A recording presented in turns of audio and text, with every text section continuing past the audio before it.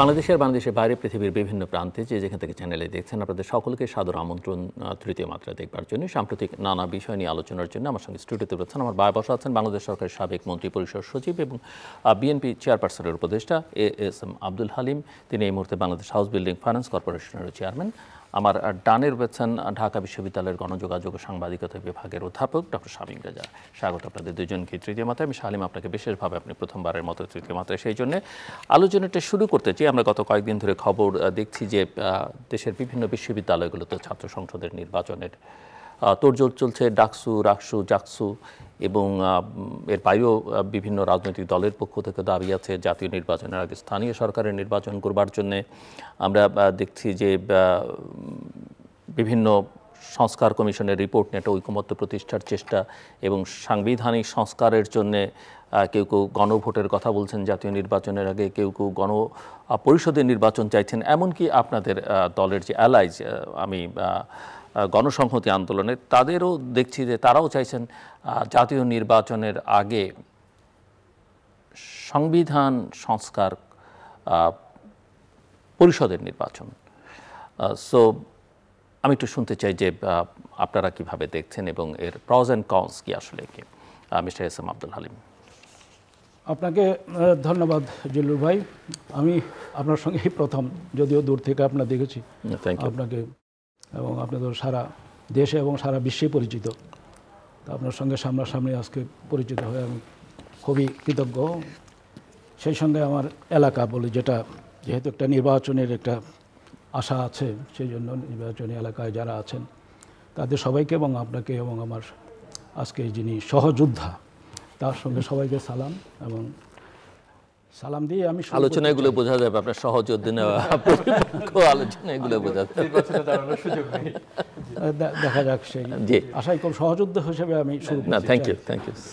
এখন সংস্কার বিষয়টা মানে বাংলাদেশে এটা তো নতুন নয় যে সংস্কারের কথা আপনারা বলছেন, এবং সরকার নিয়ে এমন আলোচনা বিশেষ করে ইদানিং এই বর্তমান সরকার ক্ষমতা গ্রহণের পরে হাটে বাজারে দোকানে স্কুল কলেজ এভরিওয়্যার মানে একটা সংস্কার ফোবিয়ায় আমরা ভুগছি।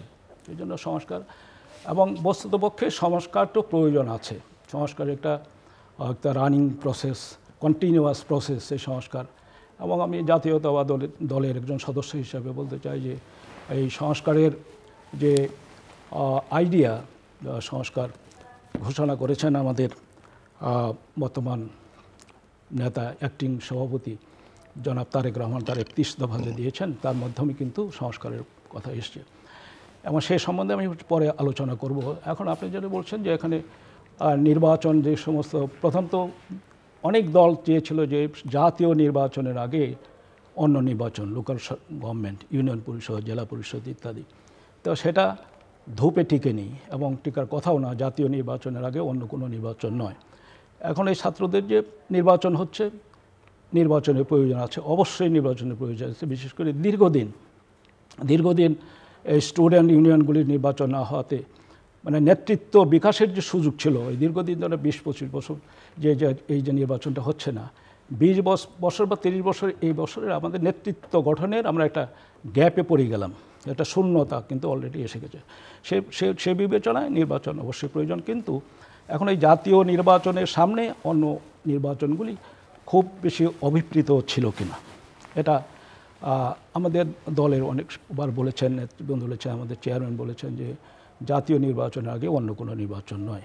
এবং প্রফেসর সাহেবের সঙ্গে এখনই আমার কথা হলো যে দেখলাম যে এখন ওনারা নির্বাচন করতে যে সমস্যাগুলির সম্মুখীন হচ্ছেন, যে আইন কানুনের যে বিষয়গুলি আছে, যে whether one is a student not, একজন স্টুডেন্টের যে ব্যাখ্যা, সেই ব্যাখ্যাটি এখন আইনে সঠিকভাবে পাওয়া যাচ্ছে না। কারণ অনেক দিন এই গত হওয়ার ফলে মানে আইন হয়তো এক জায়গায় এখন এককভাবে ব্যাখ্যায়িত রয়েছে, ডিফাইন করা আছে।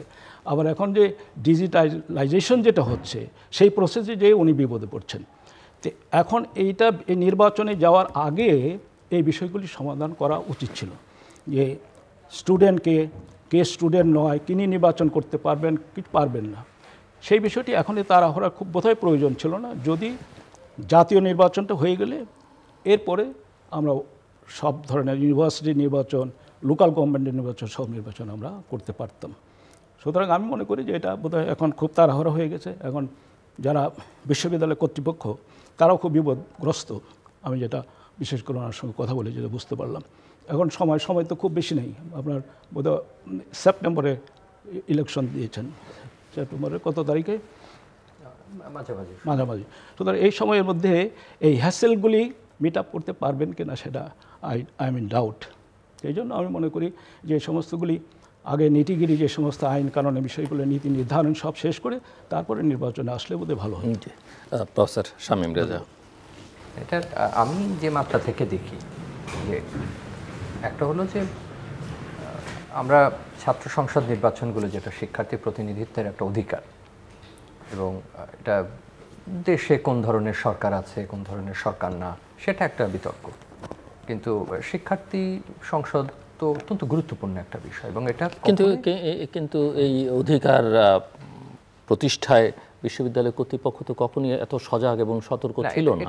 এটাও সত্যি কথা, বছরের পর বছর তো হয়নি। আমরা দেখেছি দুটো যুক্তি সামনে চলে আসে যে 3 দশক হয়নি কিন্তু তাহলে কি হবে না, আবার একটা সময় হয়েছে তাহলে কি এটা নিয়মিতভাবে হবে না। আমাদের একটা বাস্তবতা হলো যে জুলাই অভ্যুত্থানের পর আমার এই প্রশ্নটার একটা বড় কারণ হচ্ছে যে বিশ্ববিদ্যালয়গুলো কর্তৃপক্ষরা কি আসলে নিজেরা সিদ্ধান্ত নেয় তারা, নাকি এই নির্বাচনগুলো দেবার ক্ষেত্রে তারা সরকারের বা অন্য কোনো ঊর্ধ্বতন কর্তৃপক্ষের নির্দেশনার ভিত্তিতে চলে?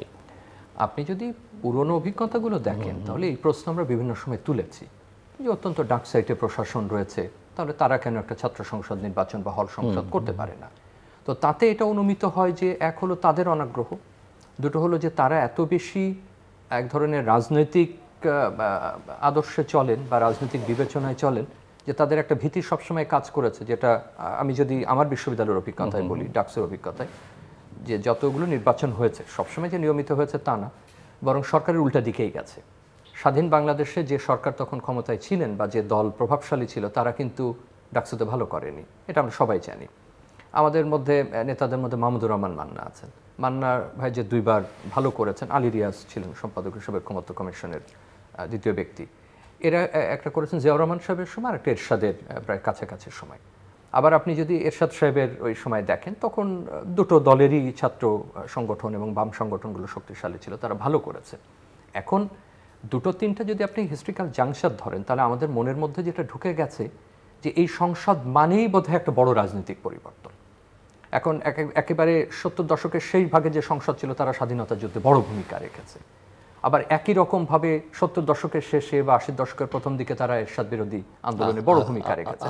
89-90 তো একটা বিরাট ঘটনা, যেটা একটা বড় সরকার, ঠিক আমি এখনকার মতো তুলনা করব না, কিন্তু তখন পর্যন্ত অনেক বড় ঘটনা এটা, এবং এটা শিক্ষার্থীদের বিরাট অবদান, ডাকসু সহ অন্যান্য সংসদগুলো সেখানে বড় অবদান।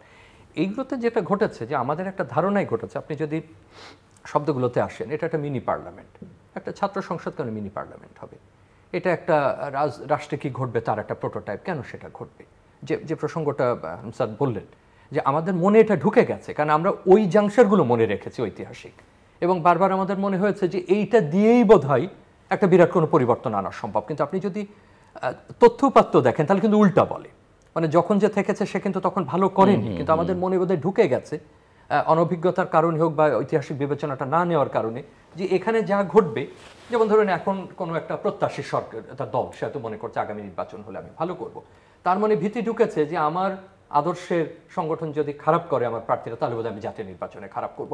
এই যে ধারণাগুলো আমাদের তৈরি হয়েছে সেই ধারণা থেকে আমরা আসলে বেরিয়ে আসতে পারছি না। কিন্তু তথ্যপাত্য কিন্তু আপনার এই ধারণাকে সমর্থন করে না, বরং উল্টা প্রমাণ করে। এখন উনি যেটা বললেন, যে কোনো ক্ষেত্রে যে জিনিস যখন অনিয়মিত হয়ে পড়ে, এখন যদি আপনি জাতীয় নির্বাচনের ক্ষেত্র বলেন, আমাদের কি পরিমাণ নির্বাচন কমিশন আইন নিয়ে কথা বলতে হয়েছে, বিভিন্ন ক্ষেত্রে কথা বলতে হয়েছে, কারণ হচ্ছে না, যেহেতু আপনি ওই রেগুলার প্রসেসে থাকলে এই কথাগুলো বলার প্রয়োজন হতো না। ঠিক একই রকম ছাত্র সংসদ তো নির্বাচন কমিশনের মতো একটা স্বতন্ত্র নির্বাচন না, এটা বিশ্ববিদ্যালয়ের আইনের মধ্যে সহশিক্ষা এবং শিক্ষার মাঝামাঝি একটা জায়গায় পড়ে প্রতিনিধিত্বের, এটাকে ব্যাখ্যা দেওয়াও খুব কঠিন হয়ে পড়ে। সুতরাং অনেকগুলো আইনে তাকে প্রশাসনিক আইন মানতে হয়, তাকে একাডেমিক আইন মানতে হয়। এখনকার নির্বাচনের প্রচুর লজিস্টিক্যাল ইস্যুস, এটা যেই করুক, জাহাঙ্গীরনগর করুক, ঢাকা করুক, রাজশাহী করুক, চট্টগ্রাম, যেই করুক না কেন, এখন ওই বিতর্ক সামনে আসবে, কিন্তু সেই বিতর্কটা কিন্তু আনা হচ্ছে জাতীয় নির্বাচনের সাপেক্ষে। সেটা একটা ভুল ব্যাখ্যা বলে আমি মনে করি। আবার একই সঙ্গে এই আলোচনাটাও গুরুত্বপূর্ণ বলা যে এইটাকে আমরা যেন একটা প্রতিনিধিত্বমূলক অনেকটা সামনে এনে দেখানোর মতো যে ঠিক আছে অন্য নির্বাচন না হোক, এই তো গণতান্ত্রিক একটা চর্চা হচ্ছে, আমি একটা বিশ্ববিদ্যালয়ের একটা নির্বাচন গণতান্ত্রিক চর্চা দিয়ে মোটেই বিবেচনা করব না যে সেটা দিয়ে জাতীয় নির্বাচন সঠিক সময়ে হলে কি হয় আর না হলে কি হয়, কোনটা আগে। আমি নিশ্চয়ই আমার ব্যাখ্যাটা স্পষ্ট করতে পেরেছি যে যেটা উনি বলছেন প্রস্তুতি অনেক রকম ব্যাখ্যা হতে পারে কোন সংগঠন। আরেকটা প্রশ্ন হচ্ছে যে সবার জন্য সমান সুযোগ থাকছে কিনা, লেভেল প্লেইং ফিল্ড বলতে যেটা আমরা রাজনীতিতে বা সর্বোচ্চ জায়গায় অনেকগুলো কারণে ঘটে বলে আমার কাছে মনে হচ্ছে, বা এই প্রক্রিয়ার কিছু অংশ থেকে আমার কাছে যেটা মনে হচ্ছে। আমি আবারও ওনার কথার সাথে একমত বল যে প্রথমে এগুলো অনিয়মিত হয়ে পড়ে, যে কোনো ক্ষেত্রে যদি অনিয়মিত হয়ে পড়ে কোনো কিছু তাহলে কিন্তু লেভেল প্লেইং ফিল্ড সেখানে থাকে না, কারণ আপনি ইস্যুসগুলো ধরতে পারেন না। দ্বিতীয় হচ্ছে আমরা রাজনীতি, জাতীয় রাজনীতিতে যেভাবে লেভেল প্লেইং ফিল্ড বুঝি, সেখানে আইন শৃঙ্খলা রক্ষা থাকে, সেখানে আইনের ব্যাপার থাকে, প্রয়োগের ব্যাপার থাকে, অনেকগুলো প্রতিষ্ঠানের যুক্ততা থাকে। এখন একটা শিক্ষা প্রতিষ্ঠানের ইউনিয়ন নির্বাচনের লেভেল প্লেইং ফিল্ডকে যদি আমরা জাতীয় নির্বাচনের সঙ্গে তুলনা করি এটা মিলবে না, এবং সেটা কোনো কোনো ক্ষেত্রে দেখেছি যে শিক্ষা প্রতিষ্ঠানে তো এই ইতিহাস দীর্ঘদিনের যে যারা ক্ষমতার বাইরে বা অপোজিশন তারা আসলে ক্যাম্পাসে থাকতে পারে না। এটা বাস্তব। ইভেন এখন হয়তো বলা যাবে যে এখন হয়তো একটা অন্তর্বর্তীকালীন সরকার, কোনো রাজনৈতিক দলের সরকার নয়, কিন্তু তারপরেও প্রচ্ছন্ন সরকারের প্রতি কোনো রাজনৈতিক দলের সমর্থন, কোনো রাজনৈতিক দলের প্রতি সরকারের আশীর্বাদ এবং তাদের আশীর্বাদ ছাত্র সংগঠনের প্রভাব, সেগুলো তো অনেকে প্রশ্ন তুলতে পারেন। নিজে যেহেতু এই প্রতিষ্ঠানে হয়তো কোনো ক্ষেত্রে উত্তর দেওয়াটা মনে হবে যে আমি আমার প্রতিষ্ঠানের পক্ষ নিয়ে বলছি না, আপনার অবস্থান থেকে যতটা সম্ভব আমি আপনাকে বিব্রত করতে আমরা সবাই বিশ্ববিদ্যালয়ের সাবেক শিক্ষার্থী এবং রাজনীতির বিষয়ে আমরা খোঁজ খবর রাখি। আপনি যদি এই অর্থে ধরেন তাহলে একটা হলো যে বিশ্ববিদ্যালয়গুলোর কিছু সীমাবদ্ধতাও আছে, যেমন একটা লেভেল প্লেইং ফিল্ড নিশ্চিত করতে গেলে তার প্রথমে দরকার একটা রাজনৈতিক প্রতিশ্রুতি, কারণ কোনো অবস্থাতেই বিশেষ করে পাবলিক বিশ্ববিদ্যালয়ের রাজনৈতিক পরিমণ্ডলের বাইরে না, রাজনৈতিক প্রভাবের বাইরে না। সুতরাং জাতীয় রাজনীতিতে যে প্রধান পক্ষগুলো আছে, যেটা কিছুটা আপনার বক্তব্যকেও সমর্থন করে, সে যদি উন্মুক্ত না হয়, সে যদি এই প্রতিষ্ঠানকে সমর্থন না দেয়, যার তো নিজস্ব কোনো পুলিশ বাহিনী নাই, যার আইন তৈরি করবার কোনো ক্ষমতা নাই, বা ওই অর্থে তার আইনের আসলে প্রয়োগেরও অর্থে আপনি কিছু ফাইন করতে পারেন, আপনি তো কোনো শিক্ষার্থীকে জেলে পাঠাতে পারবেন না, বা আপনি তো তাকে জোর করে করতে পারবেন না। আমার এখানে ওই একটু সেই জন্য আমি ওইটি বলছিলাম যে আপনার যে কোনো কাজ করার আগে তার নীতিগুলি আগে আপনাকে ইউ আর নট রেডি, আপনারা সেখানে রেডি নেই। আরেকটা যেটা জুলুর ভাই যে প্রশ্ন করছেন যে লেভেল প্লেইং ফিল্ড যেটা, সেটা অন্যরা এটা সন্দেহ করতেই পারে। আচ্ছা, এখন যে সরকার আছে এই দুটোতেই যদি বলি, দেখেন সন্দেহ কোনোদিনই যায় না, কারণ এটা আমাদের রাজনীতির একটা ইনবিল্ট একটা বিষয় হয়েছে।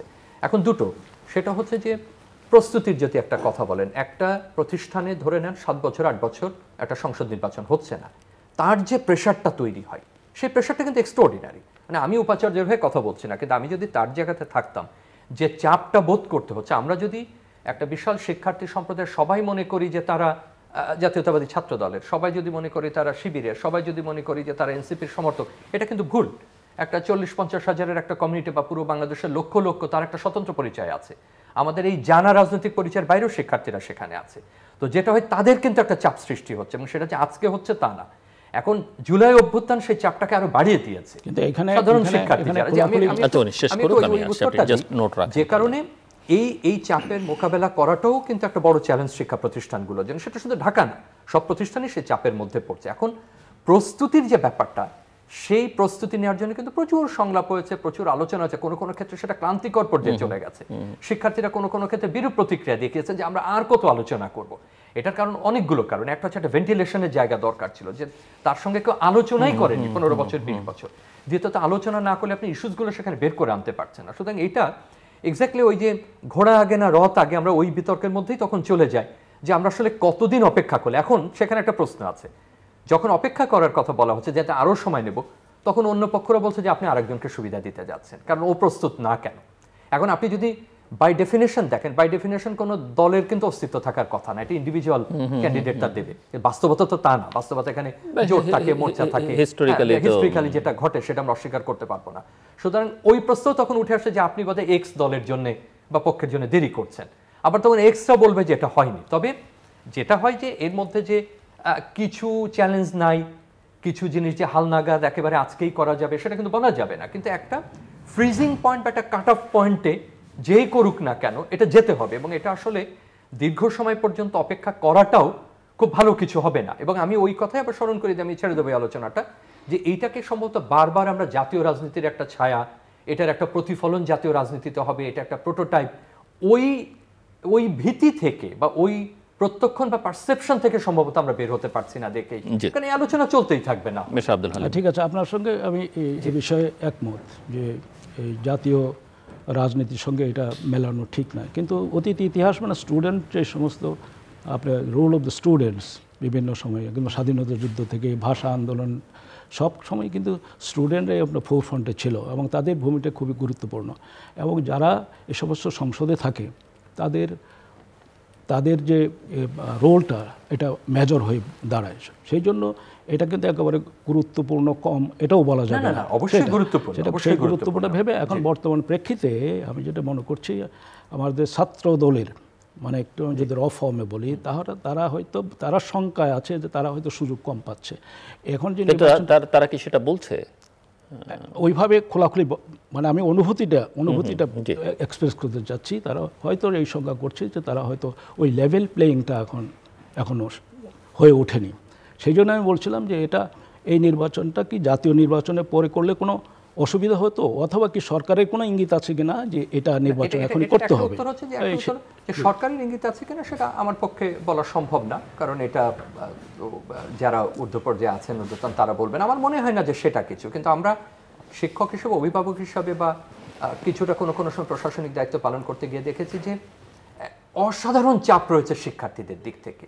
মানে সেই চাপটা এত বেশি যে আপনি যদি এই আভ্যন্তরীণ ডাইনামিক্সটা না বিবেচনায় আনেন চাপটা বোঝা যাবে না, সেটা যে কেউ থাকলে চাপ বোধ করবে। এখন ধরুন একটা সংগঠন যেটা বলছে, জাস্ট আউট অফ কিউরিওসিটি একটা প্রশ্ন করতে চাই যে সর্বশেষ যে ডাকসু ছিল সেই ডাকসুর পারফরমেন্সে ওভারঅল স্টুডেন্টকে হ্যাপি, বা স্টুডেন্টরা বহু বছর পরে ডাকসু নির্বাচন হয়েছে, একটা নেতৃত্ব এসেছে, কিন্তু সেই ডাকসু কি আসলে পারফর্ম করতে পেরেছিল বা করেছিল? ডাকসুনে বহু রকম বক্তব্য আমরা শুনি, সেটা হচ্ছে যে ওই নির্বাচনী প্রক্রিয়া নিয়ে বিভিন্ন পর্যবেক্ষণ আছে, কিছু বক্তব্যরা আছে, এবং ধরুন এখন যে প্রক্রিয়ায় এই আমি যদি বলি যে ভোটার বা শিক্ষার্থীদের হালনাগাদ করা হচ্ছে, তখন সেই প্রক্রিয়া করা হয়েছে কিনা, যাদেরকে দায়িত্ব দেওয়া হয়েছে। আমি বলছি ডাকসু নির্বাচন হয়ে যাওয়ার পরে নির্বাচন নিয়ে বিতর্ক যাই থাকুক না কেন, নির্বাচন নিয়ে হয়তো অনেক রকমের বিতর্ক ছিল, আমি সেই বিতর্কের মধ্যে প্রবেশ করতে চাই।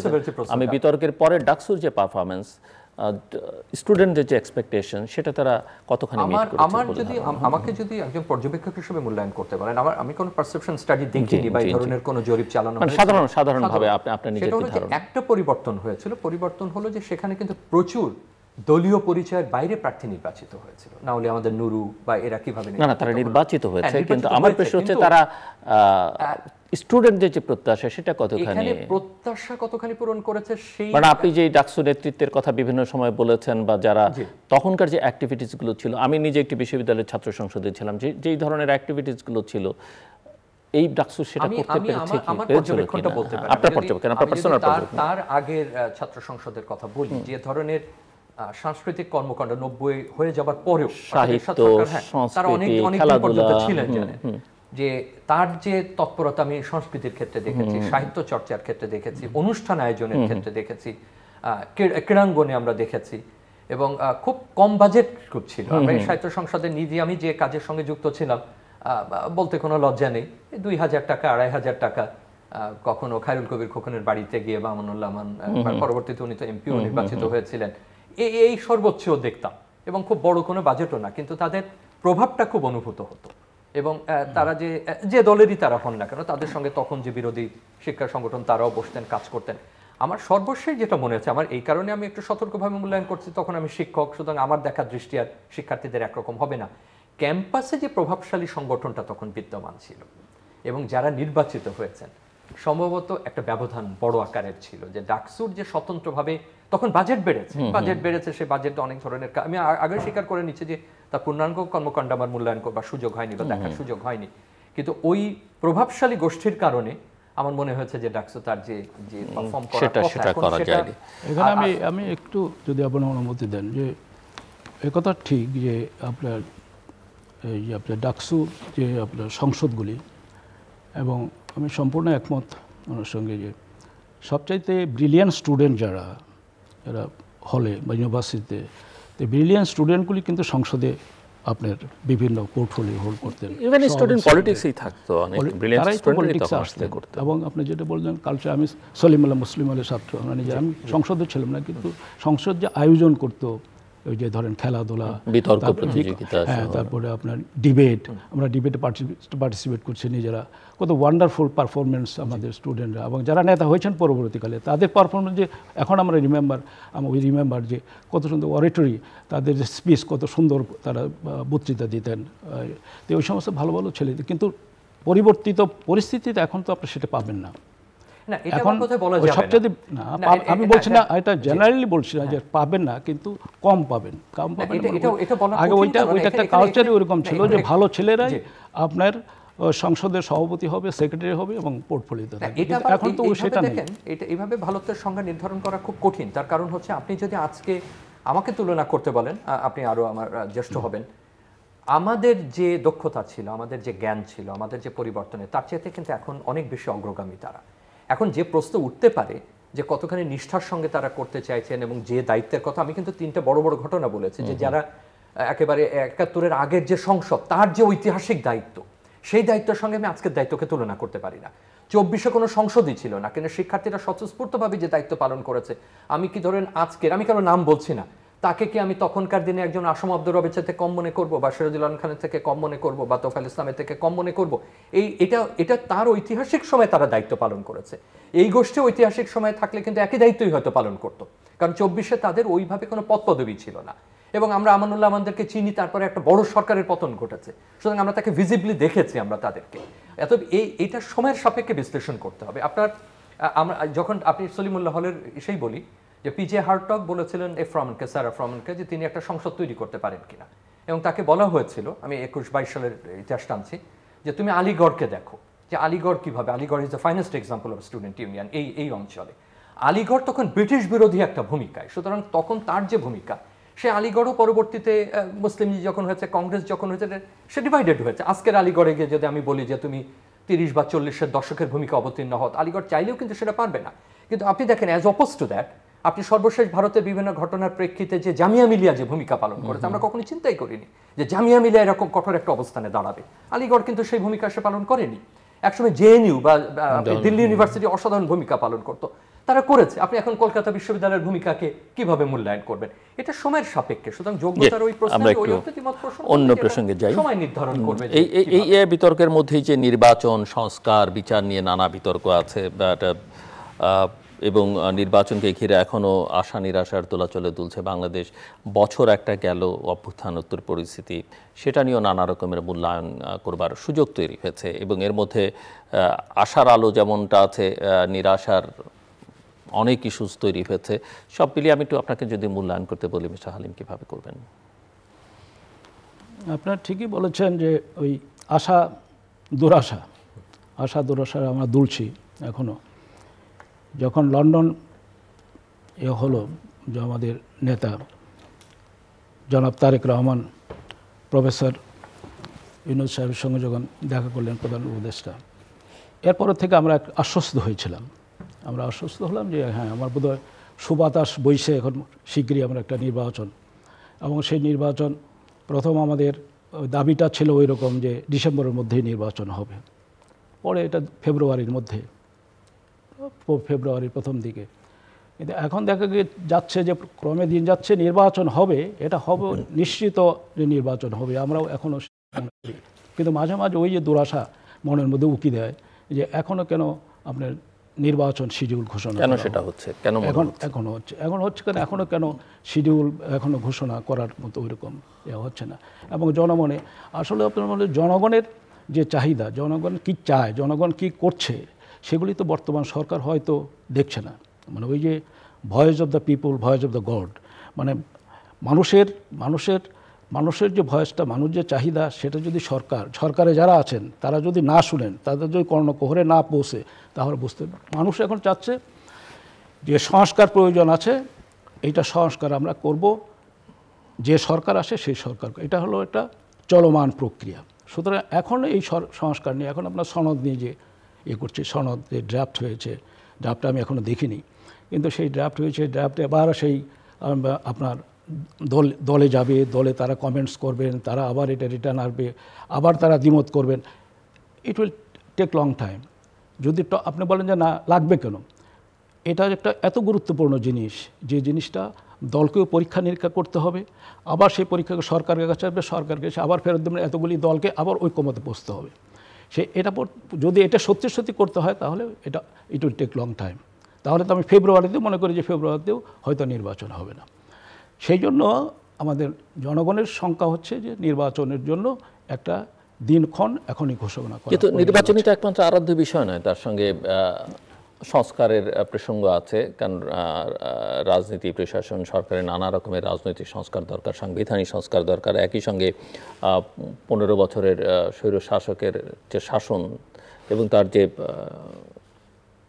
জুলাই আগস্টের কর্মকাণ্ড, তার প্রেক্ষিতে মানুষের মধ্যে বিচারের একটা আকাঙ্ক্ষা তীব্র, যে অপরাধীদের বিচার করতে হবে। দেশের লক্ষ কোটি টাকা দেশের বাইরে চলে গেছে, নানাভাবে দেশ বিপর্যস্ত, এগুলি সবই দরকার। নির্বাচনী সেই ইস্যু রিজলভ কিভাবে হবে?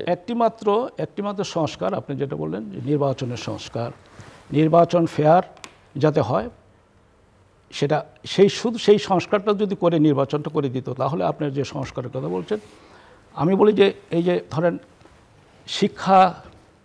শিক্ষাঙ্গন, প্রফেসর সাহেবের সঙ্গে একটু কথা বলছিলাম যে বিগত সরকার শিক্ষার অবস্থাটা একবারে ভঙ্গুর করে দিয়ে গেছে।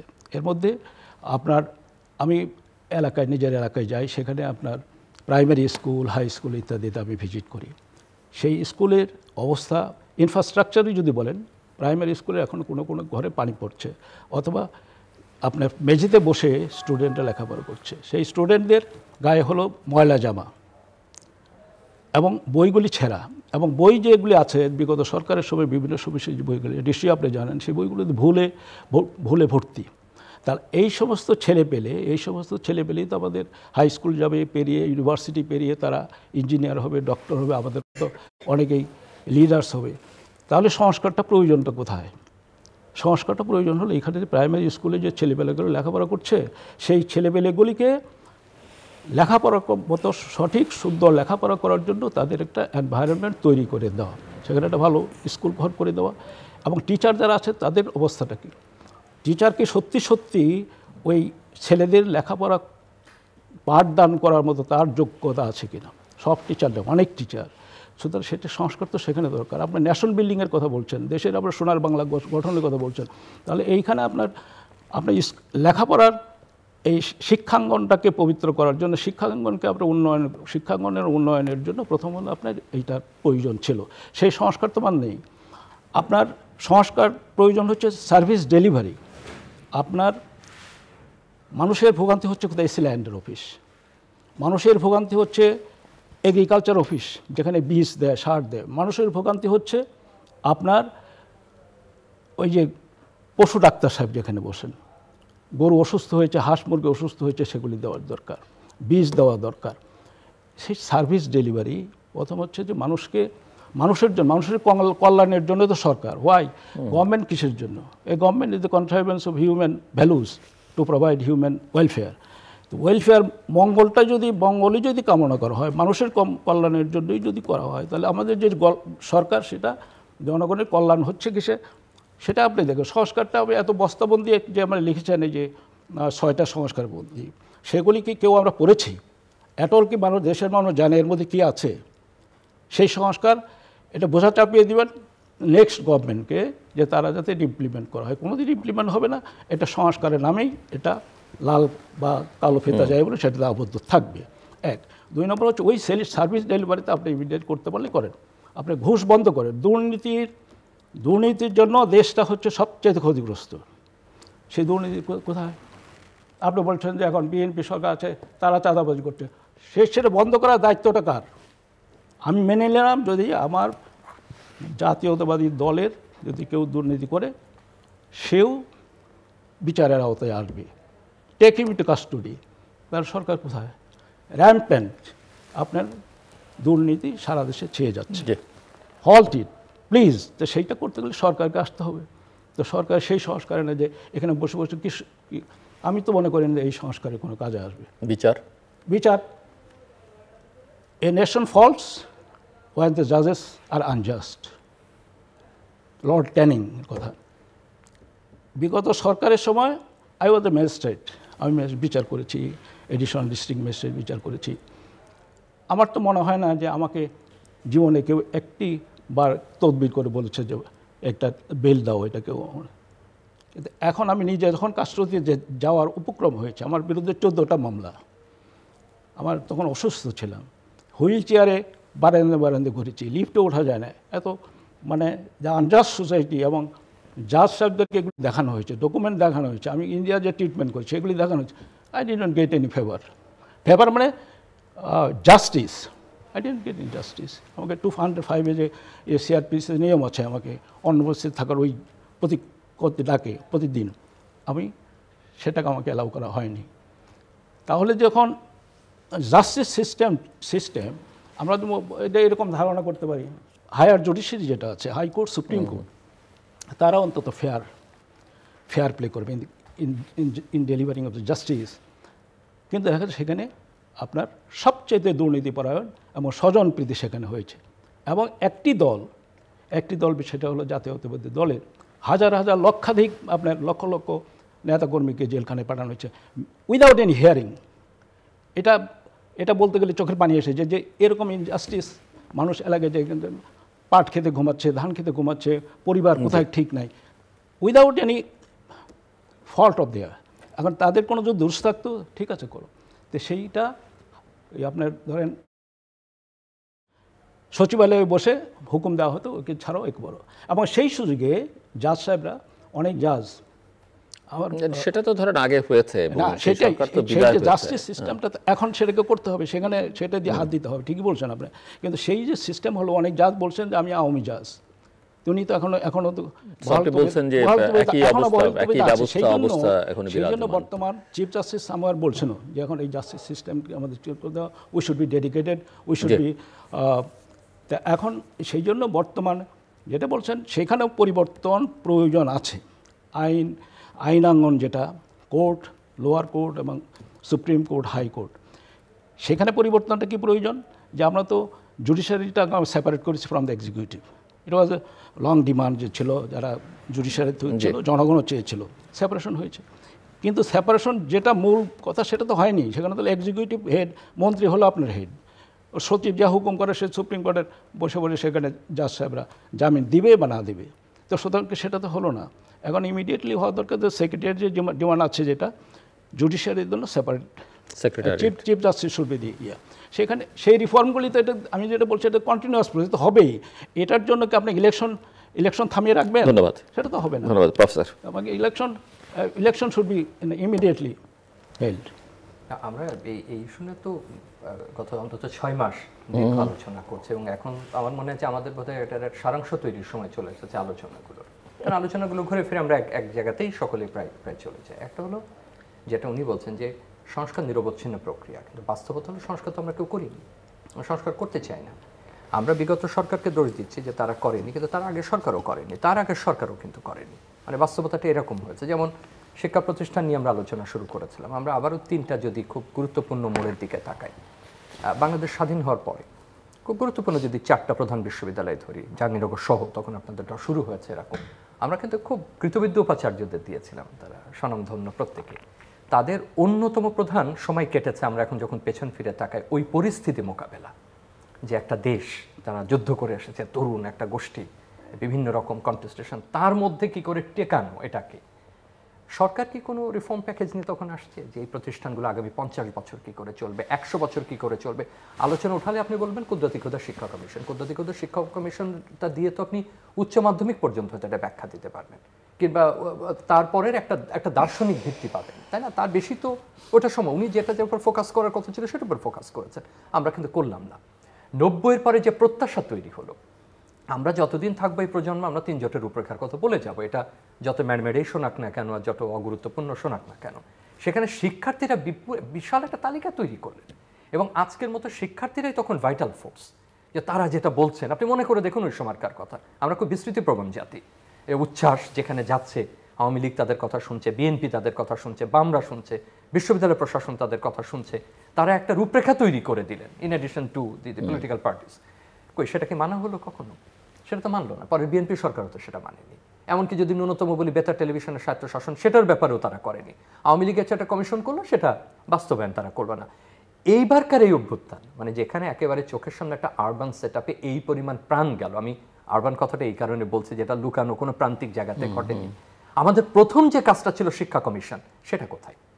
আপনি কিছু পাচ্ছেন টাস্ক ফোর্সের মধ্যে, কিছু পাচ্ছেন অন্য জায়গাতে। পারলে তো চিকিৎসা নিয়েও আমরা কিছু করতাম না, স্বাস্থ্য নিয়ে অনেক বলা করার পরে হয়তো একটা পর্যায়ে গেল। যে তরুণরা করলেন, সেই তরুণদের প্রশিক্ষণের কি হবে, সেই জনশক্তির দক্ষতা বৃদ্ধির জন্য কি হবে? আমরা বারবার যে জনভিত্তিক সুবিধার কথা বলছিলাম, আগামী কত বছরে শেষ হবে, 40-50 বছরে কি হবে? এত বিশিষ্ট ব্যক্তিরা, তারা প্রত্যেকে শুধু স্বশিক্ষিত, সুশিক্ষিত, বড় বড় ক্রিডেন্সিয়াল নিয়ে তারা আছেন নিজের জায়গাতে চমৎকার, আবার হয়তো সেখানেই তারা প্রত্যেকে ফিরে যাবেন। শিক্ষা কমিশনের কি হলো?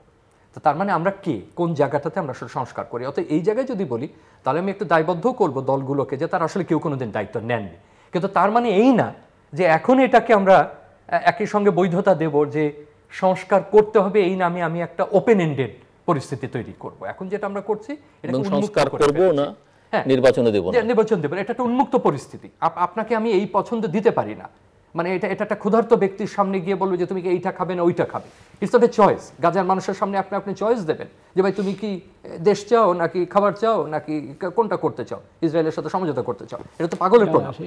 এখন না, সেটাই বলছি যে সেই প্রতিশ্রুতিটা ঠিক আছে, বিএনপি বলেছে যে তার একটা দফা আছে, কাজ করছে, কিন্তু আমি মনে করি ইশতেহার তো নির্বাচনের আগে তাই, কিন্তু আরো কম্প্রিহেনসিভ প্রস্তাব কিন্তু তাদের দিক থেকেও আসতে পারতো। আমার প্রত্যাশা বিএনপির দিকে, বিএনপি বড় দল, সে এটাকে আরো কম্প্রিহেনসিভলি বলতে পারতো যে ঠিক আছে আমার প্রস্তাবটাকে আমি আরো কম্প্রিহেনসিভলি বলছি। প্রথমেই যেটা বলেছি যে আমাদের যে ইশতেহার, আপনার এই যে 31 দফা যেটা, সেটা যদি আপনি নিশ্চয়ই পড়েছেন, 31 দফার মধ্যে ইশতেহারের এটা কি বিকল্প হিসেবে আপনার চিন্তা করতে পারেন। এভরিথিং ইজ দেয়ার, এটা যদি ডিটেইল আপনি পড়েন এখানে আছে। এখন যদি আপনি বলেন না এই বিএনপির ইশতেহার কোথায়, সেটা বোধহয় ঠিক হবে না। সেই ইশতেহার, সেটা লিখিত ইশতেহার, সেটা তো আরবি নির্বাচনের আগে। কিন্তু কমিটমেন্ট, এটা 31 দফাটা কমিটমেন্ট, এটা তো জনগণের বিতরণ করা হয়েছে, সবাইকে জানানো হয়েছে। এটা থেকে তো বিএনপি পিছিয়ে আসতে পারবে না, এবং পিছিয়ে আসবেও না। ইচ্ছা হচ্ছে এই 31 দফা বাস্তবায়ন করার জন্য। 31 দফা যদি বাস্তবায়ন করা হয়, আমি মনে করি এটা হলো মুক্তির সনদ 31 দফাটি। সেই জন্য এইটা এখন আপনার যেটা বলছেন যে আগে সরকার এগুলি কিছু করে নাই, সংস্কারে এটা করে নাই, ওটা করে নাই, এখন সেইখানে থাকতে পারে ভুলভ্রান্তিও, অতীতেও থাকতে পারে। এখন তো যে সরকার আসবে তাকে দিয়ে তো সে সংস্কারের কাজগুলি করাতে হবে জনগণের আগে। সেই জন্য যে ইশতেহারের কথা বলেন, ইশতেহারে বলা থাকবে যে আমরা এই সংস্কার করিব, আমরা এটা করিব, এটা করিব, সেটা দেখেই তো জনগণ ভোট দেবে। এবং জনগণ যখন ভোট দেবে তখন তার জনগণই আদায় করে নেবে যে তোমরা এটা কমিটেড ছিল এই বিষয়টি, এখানে হাইকোর্টকে আলাদা ভাগ করতে চেয়েছো, অথবা জজ কোর্টকে ভাগ করতে চেয়েছো, বিচার বিভাগকে স্বাধীন করতে চেয়েছো, এখন করছো না কেন? তারা প্রেশার ক্রিয়েট করতে পারবে। কিন্তু আপনি নির্বাচন না দিয়ে যদি এখন শুধু সংস্কার করতেন, কী সংস্কার? আপনি দেখেন, আপনি যদি আপনি মাইনরলি চিন্তা করেন যে এই সংস্কারগুলি, যে সংস্কারগুলি এখন হচ্ছে, almost all of them are theoretical. এই থিওরিটিক্যাল এই জন্য বলছি যে এগুলি অনেকগুলি আছে যেগুলি কি বলে ভবিষ্যতে আসলেই কোনো ইমপ্লিমেন্টেশন বা বাস্তবায়ন হবে না। সেই জন্য এটাকে আমি থিওরিটিক্যাল বলছি। আপনি বাস্তবায়ন হবে না কারণ যদি মানে জনগণের কল্যাণের জন্য, দেশের স্বার্থে হয়ে থাকে, কল্যাণের জন্য, তো সেই জন্য বললাম আপনার ওই গ্রাসরুট লেভেল থেকে আপনার সেই জন্যই সেই সংস্কারগুলি কোন কোন পন্থে আমরা সংস্কার করেন সেগুলি তো কারণ পিন পয়েন্ট করতে হবে। যেমন আমি শিক্ষাখাতের কথা বললাম, যে আমি ব্যক্তিগতভাবে সে দেখছি যে প্রাইমারি স্কুল, হাই স্কুলে যে লেখাপড়ার যে স্ট্যান্ডার্ড, যে অবস্থা, সেই যদি আপনি এই সন্তানগুলিকে যদি আপনি মানুষ না করতে পারেন, সুশিক্ষিত, আগে তো বলা হতো শিক্ষা জাতির মেরুদণ্ড, এখন বলা হয় যে সুশিক্ষা জাতির মেরুদণ্ড। তার মানে এটা কোয়ালিফাইং লাগছে যে আপনার এই শিক্ষা নয়, আপনার প্রকৃত শিক্ষা থাকতে হবে। আপনার ছাত্রকে সত্য কথা বলতে শিখতে হবে, কিন্তু ভ্যালুস কিছু শেখা দাও, মোরালিটি আছে কি না, সেই মোরালিটি আপনাকে শিক্ষা দিতে হবে। তো সেই ক্ষেত্রে সেটা নাই বলে আমি বলছি শিক্ষার কোনো কমিশন করতে। উনি তো বললেন যে শিক্ষা কমিশন, সংস্কার কমিশন নেই। দুর্নীতির কমিশন যেটা আছে, কী ধরনের দুর্নীতি যদি কমিশন যখন আপনার করছেন, সংস্কারের কথা বলছেন, জিরো টলারেন্সের কথা বলছেন, সঙ্গে সঙ্গে আপনার দুর্নীতি হু করে বেড়ে যাচ্ছে। কারণটা কি? সেখানে বর্তমান সরকারের কমিটমেন্ট নেই। তাহলে পরবর্তী সরকারের জন্য এই সুযোগটা রাখতে হবে যে হ্যাঁ, এই সরকার তো ইনডিফিনিট পিরিয়ডের জন্য থাকতে পারবেন না, সে ধরেন যদি সরকার চায় যে আর 1 বছর থাকবে, ডাজ ইট মিন এনিথিং? কী লাভ হবে? তাহলে কি 1 বছরের মধ্যে সংস্কার করে সমস্ত কিছু সার্ভিস ডেলিভারি ইত্যাদি হেলথ কেয়ার সব কিছু করে দেবে? গ্রামে যে দেখেন ডাক্তার নাই, হাসপাতালে কোনো ডাক্তার নেই, যেখানে 15 জন ডাক্তার স্যাংশন আছে সেখানে 1 জন ডাক্তার সেখানে নাই। তো আপনার সংস্কার তো মানুষের জন্য কল্যাণের কথা বলছেন আপনি। তো সরকারের কাজই তো হচ্ছে কল্যাণ করা। কল্যাণ তার ডাক্তার যেহেতু নাই, তাই সেই ডাক্তার সার্ভিস দিতে পারছে না, তাহলে আপনি কী কল্যাণ করবেন? এই সরকার বর্তমান যেখানে সরকার বসে আছে, সেই সরকারের সময় ডাক্তার নেই। সেই সরকারের মধ্যে প্রেগনেন্ট লেডি চর থেকে গ্রামে আসতে পারছেন না। সেই সরকারের সময় আপনার ঘুষের আড্ডা হচ্ছে, সন্ত্রাস হচ্ছে, আপনার জোয়ার আড্ডা হচ্ছে। তাহলে আপনি এই সংস্কার টেবিলে কাজ করলে হবে নাকি আপনার এই জায়গাটাতে কিন্তু আমার সঙ্গে ওনার বক্তব্যের পার্থক্য নাই। পার্থক্য হলো যে জায়গাটা আমি চিহ্নিত করতে চেষ্টা করছি যে ভ্যাকুয়ামটা কোথায়, কেন এই সুযোগটা পাচ্ছে বারবার। এই সুযোগটা পাওয়ার কারণ হচ্ছে যে সেটা হচ্ছে উই গভর্নমেন্ট না, এর আগে কমিটমেন্টগুলো রাখা হয়নি, বিভিন্ন সময় প্রতিশ্রুতিগুলো রাখা হয়নি, এমনকি সংস্কার প্রস্তাব দিয়েও সেই সংস্কার দলগুলো বা রাজনৈতিক সরকারগুলো করেনি। এই ভ্যাকুয়াম একটা সুযোগ তৈরি করে দিচ্ছে কথা বলবার যে আগামীতে আপনি করবেন তার প্রমাণটা কি, সেটা আমরা কিন্তু নিচ্ছি না। কিন্তু কথা হলো যে আমি যদি না নিই তাহলে তো আমার উপর একটা বার্ডেন আসে প্রমাণ করার যে আমি যে করব সেই গ্যারান্টিটা কোন জায়গা থেকে আসে, সেটাও যেমন একটা বাস্তবতা তৈরি করছে। একই রকমভাবে আপনি যেটা বললেন সেটা কিন্তু আমরা প্রতিটা অনুষ্ঠানে প্রায় আলোচনা করছি যে বিএনপি একটা বড় দল, তার একটা এজেন্ডা আছে, এটা আমরা অন্য একদিনও আলোচনা করেছি। সেই এজেন্ডার সঙ্গে কি জামাতে ইসলামের এজেন্ডা মিলবে? সে যেভাবে সংবিধান দেখতে চায়, সে যেভাবে নারী নীতি দেখতে চায়, সে যেভাবে সম্পদের অধিকার দেখতে চায়, আর বিএনপি যেভাবে দেখতে চায় সেটা মিলবে কিনা, বা এনসিপি কি বলতে চায় আমরা এখন সেটা পুরোপুরিভাবে জানি না, তার সঙ্গে মিলবে কিনা। অতএব এটা তো মিলের জায়গাটা নাই। আমরা আসলে এই কোন জায়গাটায় মিল চাচ্ছি, মিল জায়গাটা আমরা চেয়েছিলাম ইনস্টিটিউশনাল ডেভেলপমেন্টটা, যে প্রতিষ্ঠানগুলো যাতে তৈরি হয় সেই জায়গাটা। এখন যেটা সংবিধান নিয়ে আলাপ হচ্ছে সংসদে, সেটাও প্রতিষ্ঠান, সেটা নিয়ে আমাদের কোনো দ্বিমত নাই। কিন্তু উনি যেটা বললেন যে ঠিক আছে, এটা একমত, কিন্তু আমরা বের হব কিভাবে? কারণ ভ্যাকুয়াম একটা আছে, ঐতিহাসিক ভ্যাকুয়াম আছে যে আমরা এটা পালন করি না। আবার যে অভ্যুত্থানের প্রেক্ষিতে আমরা এসে এখানে দাঁড়িয়েছি, সেই জনগোষ্ঠীর যে দাবিটা, আমি যদি এনসিপি বা এদেরকেও বাদ দিই যে ভাই আমি আর এর মধ্যে ফিরে যেতে চাই না, আমার সংস্কারটা দরকার, সেটাও একটা বাস্তবতা। আবার একই সঙ্গে এই বাস্তবতাও তৈরি হচ্ছে যে আমি একটা উন্মুক্ত সরকার রাখতে পারি না, যার টার্মস অফ রেফারেন্সটা উন্মুক্ত, যার টাইম ফ্রেমটা উন্মুক্ত, সেটা আমাদের জন্য বড় আকারের ঝুঁকি তৈরি করছে। সো এতগুলো প্রসঙ্গ প্রত্যেকে লজিক নিয়ে কিন্তু এগোচ্ছে। আপনি খেয়াল করেন একটা গ্রুপ স্ট্রংলি লজিক দিচ্ছে যে আপনি তো করেন না, এটা স্বাক্ষর না করলে আপনার কি গ্যারান্টি আছে আপনি করবেন। আবার আমরা বলছি যে তোমারই বা কি গ্যারান্টি আছে, উনি যেটা বললেন যে তোমাকে আরো 1 বছর দিলাম, তাতে কি হয়ে যাবে? আগামী 15 বছরে যে সংস্কার লাগবে সেটাকে আরো 1 বছর বা 2 বছরে এই সরকার করতে পারবেন? ধরে নি হাইপোথেটিক্যালি যদি থাকে, সে পারবেন না। আবার তরুণদের যে চাপটা, আমরা তরুণদের কথা বারবার বলতে হবে, বারবার আমাদেরকে বলতে হবে, তারা যে সংস্কারটা চাইছেন যে এইটার প্রত্যাবর্তন যাতে না হয়, এটা প্রত্যাবর্তন না হওয়া মানে তো ইনস্টিটিউশনই বাংলাদেশে তৈরি হয়নি।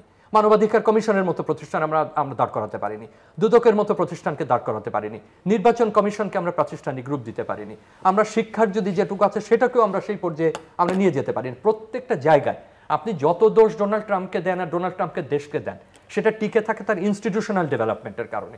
প্রতিবেশী দেশের যত সীমাবদ্ধতা থাকে সামাজিক জীবনে, রাজনৈতিক জীবনে, সে কিন্তু টিকে আছে তার ইনস্টিটিউশনের কারণে।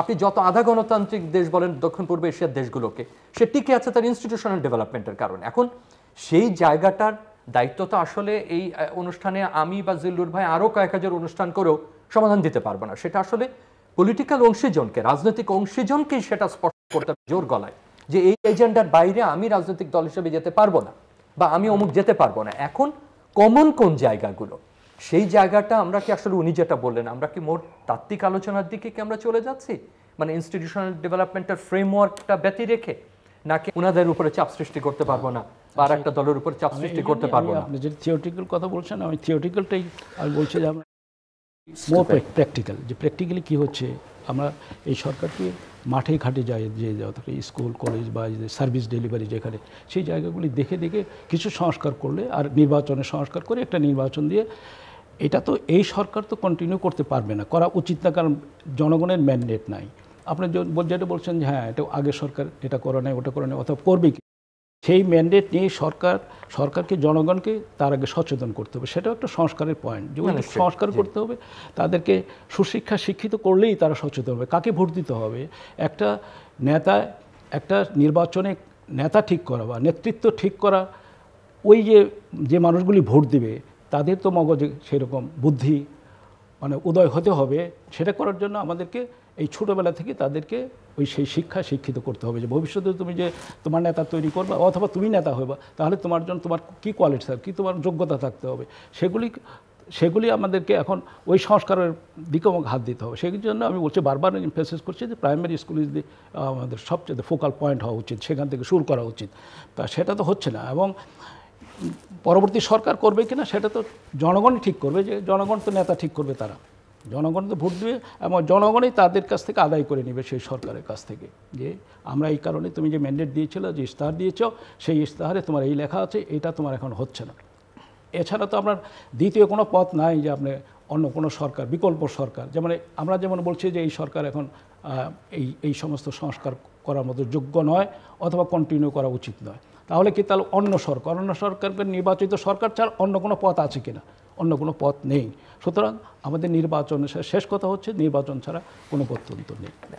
আমার খুব দ্রুত একটা যেটা মানে এটা ক্লোজিং রিমার্কস, কারণ আমরা শেষের দিকে চলে এসেছি প্রায়, রেসপন্স এরকম হবে যে এখন এই আলোচনা কিন্তু আমরা ঘুরে ফিরে মোটামুটি সবাই এক জায়গাতেই কিন্তু পৌঁছাই। হয়তো আমাদের বিশ্লেষণটা ভিন্ন হতে পারে, আমাদের পৌঁছানোর পদ্ধতিটা ভিন্ন হতে পারে, কিন্তু মূল সুর যে খুব বেশি ওনার থেকে আমি আলাদা হচ্ছে তা কিন্তু না। কিন্তু আমার কাছে এখন যে বড় জটিল জায়গাটা মনে হচ্ছে যে অন্যতম একটা সমাধানের পথ ছিল রাজনৈতিক ঐক্যমত্য কমিশনের ঐক্যমত্যের কথা আমি বলছি না, কাগজে প্রত্যেকে একমত হয়ে স্বাক্ষর করা একটা নির্দিষ্ট বিষয়। আমি কাগজ মানে প্রতীকী অর্থে বলছি, ছোট করে বলছি না যে ওই অর্থে কাগজে আর কি, এটা তো নেওয়া হচ্ছে একটা প্রতিশ্রুতি, সেইটা তো আবারও আমরা বিভেদ হচ্ছি। ঠিক যে ভয়টা আমরা আগে পেয়েছিলাম যে রাজনৈতিক ঐক্যমত্যের ঘাটতি হলে কি কি ঘটতে পারে, সেটা আমরা গত 17 বছর বা 18 বছর ধরে আমরা হাড়ে হাড়ে টের পেয়েছি। এখন তো সেই দিকেই যাচ্ছে। যেমন বিএনপি তার প্যাকেজে একেবারে একদিকে, এবং বাকি ধর্মভিত্তিক বা ইসলাম পছন্দ দলগুলো তাদের এজেন্ডা নিয়ে নামছে। নতুন গঠিত দলটা আমরা এখনো পুরোপুরি বুঝতে পারছি না যে তারা কোন ধরনের ধারায় যেতে চান বা ইত্যাদি যেতে চান। আমরা প্রকাশ্যে যেতে পারছি সংবিধানের আলোচনা। আপনি ঘুরে ফিরে আপনি যদি একটা টেবিল তৈরি করেন, আপনি দেখবেন আপনি যেখানেই যান ঘুরে ফিরে আলোচনা চলে আসছে কিন্তু ওই জায়গাটাতে, সেটা সনদের ক্ষেত্রে হোক, সেটা ঐক্যমতের ক্ষেত্রে হোক। দ্বিকক্ষ নিয়ে তো কারোর খুব একটা দ্বিমত নেই, পদ্ধতি নিয়ে দ্বিমত হচ্ছে, প্রতিনিধিত্ব নিয়ে দ্বিমত হচ্ছে, নির্বাচন নিয়ে তো কারোর দ্বিমত নেই। দ্বিমত হচ্ছে যে পদ্ধতিটা কি হবে, আবার সেটা সেই কোন ইসে। আমি হঠাৎ সেদিন অবাক হলাম, র্যাঙ্ক চয়েস শুনলাম হঠাৎ করে। র্যাঙ্ক চয়েস বুঝতে নিউ ইয়র্কের লোকের দীর্ঘ সময় লেগেছে। মামদানিকে প্রাইমারি ভোটে নির্বাচিত করার পরে অনেকে র্যাঙ্ক চয়েস বোঝেন বলে আমার মনে হয়নি। অসংখ্য ভিডিও চিত্র তৈরি করেছে যে হোয়াট ইজ র্যাঙ্ক চয়েস, এরকম। তো এরকম নতুন নতুন শব্দ শুনছি এখন। রাজনৈতিকভাবে আবার কিন্তু আমরা বিভাজিত হচ্ছি, এবং একই সঙ্গে আমরা নতুন নতুন প্রস্তাব নিয়ে আসছি। এখানে আমি একটু দ্বিমত করতে চাচ্ছি আপনার সঙ্গে, যে এই যে দ্বিমতটা যেটা হচ্ছে, কিছু কিছু লোক আছে বা কিছু কিছু দলও হতে পারে, সেটা হলো কিন্তু হ্যালোসিনেশন। সামনে যেটা আছে সেটা ভালোভাবে দেখতে পাচ্ছে না, অথবা ইলিউশন, মতিভ্রম যেটা বলে, অনেক সময় মতিভ্রম হয়ে যাচ্ছে। সামনে যে জিনিসটা আছে, সাপোজ সিস্টেম, বর্তমানে এক্সিস্টিং যে সিস্টেম, যে গণতান্ত্রিক প্রক্রিয়া, আমাদের দেশের মানুষ যেটার সঙ্গে অ্যাক্লেমেটাইজড হয়ে আছে, যেটা জানে বুঝে করে চাচ্ছে, সেটা নিয়ে আমরা হিমশিম খাচ্ছি। জেনে শুনে ওই যে হ্যালোসিনেশনের জন্য যে জিনিসটা দেখার কথা, ওনারা ওই যে বক্সে মোজা দেখার পরিবর্তে সাপ দেখছেন। সেই জন্যই আমাদের এই মতভেদ থাকার তো কথা নয়। বিএনপি তো ম্যাক্সিমাম ইস্যুতে তো বিএনপি একমত হয়েছে। সুতরাং আপনি বলতে পারেন না যে বিএনপি এত বড় দল হয়ে তো তারা আগে আপনার একমত হয়ে যাচ্ছে, অন্য দল বিভেদ সৃষ্টি করছে। কোন পয়েন্টে বিভেদ সৃষ্টি করে আপনাকে বুঝতে হবে যে এটা ইচ্ছাকৃত কিনা। ইচ্ছাকৃতভাবে পানি ঘোলা করার জন্য এটা করা হচ্ছে। আর আমাদের যে নীতি, ওই যে 31 দফা ঘুরে ফিরে ওটা আসে, 31 দফার মধ্যে যে রেইনবোইজম যেটাকে বলা হয়েছে, আমার তারেক রহমান যেটা আমাকে দিয়েছে 31 দফা, তো সেটার আপনার অন্তর্নিহিত বিষয়টা তো আপনি আমার চাইতে ভালো বুঝেন, যেখানে আমরা এখানে হিন্দু, বৌদ্ধ, খ্রিস্টান সবাই মিলে একত্র করে, এমনকি দলমত নির্বিশেষে আমরা একত্র হয়ে ভ্রাতৃত্ব আমাদের মধ্যে থাকবে, সৌহার্দ্য থাকবে, সম্প্রীতি থাকবে, আমার কথা বলার স্বাধীনতা থাকবে। সেখানে হলো দল, জামাত একটা বলবে, বিএনপি বলবে, যার স্বাধীনতা মত বলবে, কিন্তু বিভেদটা ওইভাবে শেষে এসে মিলিত হওয়ার নামই তো গণতন্ত্র। আপনার মতভেদ থাকবে, আপনার মতভেদ উনি একটা বলবো, আমি বলে শেষে যখন উঠে যাব হ্যান্ডশেক করে চলে যাবে, হ্যাঁ দিস পয়েন্টে আমরা সবাই একমত, যেটা আসল পয়েন্ট। এখন তো নির্বাচনের কথা আসছে, নির্বাচনের মধ্যে এখন ক্লিয়ার সিস্টেম কোত্থেকে আসলো হঠাৎ করে, এটা কী জন্য? বিশ্বে অনেক দেশে আছে, কিন্তু আমাদের দেশে অ্যাপ্রোপ্রিয়েট কী না, সম্ভব কি না, সেটা তো মানে হ্যালোসিনেশন ভুগলে তো চলবে না। আমাদের হ্যালোসিনেশন থেকে ওই মেডিকেল ট্রিটমেন্ট করতে হবে যারা এই সমস্ত কথাবার্তা বলছে। যখন ভালো কাজ করতে যাই যদি আমরা পিছিয়ে যাই, আমরা এক ধাপ পিছিয়ে যাই, আমরা 2 ধাপ যদি ঠেলে পিছিয়ে দেন তাহলে তো হবে না।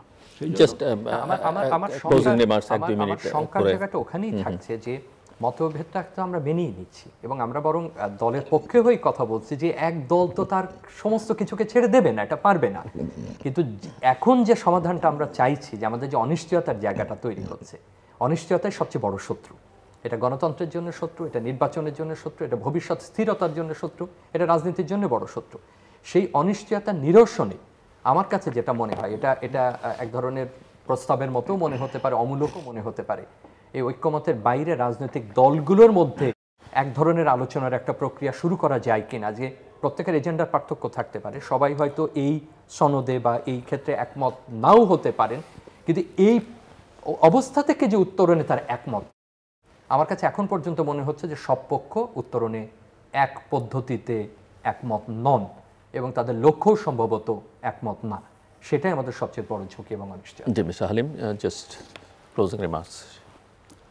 আমার তো ক্লোজিং শেষে একই কথা হবে, আমরা যে আদর্শ নিয়ে আমরা এগোতে চাই, দেশের জন্য আমরা যে কল্যাণকামী, আমাদের দলেরও আমরা চাই যে মানুষের কল্যাণের জন্য আমরা সবাই যদি নিবেদিত হই এবং দেশের মানুষের জন্য যদি আমাদের অ্যাকাউন্টেবিলিটি থাকে, তাহলে এই সমস্ত আলোচনা করে শেষ ঐক্যবদ্ধ না হওয়ার কোনো কারণ নেই। কিন্তু যারা ঐক্যবদ্ধ হতে চাচ্ছেন না, যারা মানুষের মঙ্গল চাচ্ছেন না, তারাই এটাকে আপনার পানিকে ঘোলা করছেন। সেই জন্য আমি বলি যে আমরা আসুন সবাই মিলে আমরা দেশপ্রেমের জন্য আমরা যদি দেশপ্রেমিক হই, সত্যিকারের দেশপ্রেমিক হই এবং মানুষের জন্য আমরা মঙ্গল করতে চাই, মানুষের কাছে প্রতিশ্রুতিবদ্ধ হই। ওই রবার্ট ফ্রস্টের সেই কথা আমি শেষ করতে চাই, woods are lovely, dark and deep, I have promises to keep and miles to go before I sleep. সুতরাং আমাদের মানুষের প্রতি প্রতিশ্রুতি যদি থাকে, মানুষের কল্যাণ যদি করতে চায়, তাহলে এই সমস্ত বাধাবিপত্তি কোনো বিষয় না। দর্শক, অনুষ্ঠানের শেষ প্রান্তে আমরা সামাজিক যোগাযোগ মাধ্যম ফেসবুক, এক্স এবং ইউটিউবে রীতিমতো লাইভ স্ট্রিম হচ্ছে, আপনারা দেখতে পারেন। টেলিভিশনের পর্দায় দেখতে না পারলে যে কোনো সময় যে কোনো স্থান থেকে ইউটিউবে রীতিমতো চ্যানেলটি সাবস্ক্রাইব করে পুরোনো পর্বগুলো আপনারা দেখতে পারেন। প্রফেসর ডক্টর শামীম রেজা এবং mister S M Abdul Halim, অসংখ্য ধন্যবাদ এই আলোচনা নেবার জন্যে। দর্শক, নানা বিষয় নিয়ে আলোচনা আছে, বিতর্ক আছে, আশা আছে, হতাশা আছে, সবই আছে, কিন্তু আমাদের আরও অনেক কিছু করবার বাকি আছে এবং অনেক দূর যেতে হবে। এবং তার জন্যে আসলে এক ধরনের রাজনৈতিক ঐক্যমত, যেটা আমার এক অতিথি বলছিলেন প্রফেসর শামীম রেজা, যে কাগজে কলমে ঐক্যের বিষয়টা না, আমাদের মনস্তত্ত্বের আসলে একটা পরিবর্তন দরকার। আমাদের কিছু বিষয়ে জাতীয় ঐক্যমত প্রতিষ্ঠা করা দরকার। আলাদা আলাদা রাজনৈতিক দল, তার আলাদা আলাদা বিশ্বাস, তার আলাদা আলাদা কর্মসূচি, এইসব বিষয়ে জোর করে আসলে ঐকমত্য প্রতিষ্ঠা করা সম্ভব নয়। কিন্তু কিছু কমন ইস্যুজ আছে যেগুলোতে ঐকমত্য প্রতিষ্ঠা করা খুব সহজ এবং সেটাকে ধরেই আসলে আমাদের এগিয়ে যেতে হবে। আমরা বিশ্ববিদ্যালয়গুলোর নির্বাচনের কথা বলেছি, তার কিছু প্রয়োজনীয়তা আছে, অনস্বীকার্য, এটা নিয়মিত হওয়া উচিত এবং নিয়মিত হয়নি বলে তার কিছু সংকটও তৈরি হয়েছে, সেই সংকটগুলো উত্তরণ করতে হবে। একই সঙ্গে এটাকে জাতীয় নির্বাচনের সঙ্গে মিলিয়ে দেখার প্রবণতা বা এটার সুবিধা অসুবিধাগুলো বিবেচনার দাবি রাখে। দুদিক থেকে এটাকে দেখবার, ইতিবাচকভাবেও দেখবার সুযোগ আছে, কেউ নেতিবাচকভাবে দেখবার চিন্তা করতে পারেন যে কেন এই সরকারের সময়, যেহেতু এটা মোটামুটিভাবে স্পষ্ট যে সরকারও চায় আসলে এই নির্বাচনগুলো হোক এবং সরকার যেখানে নিরপেক্ষ নয় এবং সরকারের একটা জাতীয় নির্বাচন করবার সক্ষমতা নিয়ে প্রশ্ন রয়েছে এবং সরকার সংস্কারের কথা বলছে, কোনো সংস্কার করছে না, বিচারের নিয়ে কথা বলছে কিন্তু বিচারের কোনো অগ্রগতি হচ্ছে না, এবং জাতীয় নির্বাচনের তারিখটাও আসলে সুস্পষ্টভাবে ঘোষণা করতে পারছে না, সেখানে এই সংশয়গুলো থেকেই যায়। কিন্তু মূল কথা হচ্ছে যে বাংলাদেশের গণতান্ত্রিক প্রক্রিয়া উত্তরণটা নিশ্চিত করতে হবে, প্রতিষ্ঠানগুলোকে শক্তিশালী করবার দিকে মনোযোগ দিতে হবে, যেটা আসলে গত 53-54 বছরে সেই অর্থে বাংলাদেশে কোনো প্রতিষ্ঠান দাঁড়ায়নি। এটাই বাংলাদেশের মূল লক্ষ্য হওয়া উচিত। আমাদের সঙ্গে থাকবার জন্য অসংখ্য ধন্যবাদ, আপনাদের সবার জন্য শুভকামনা।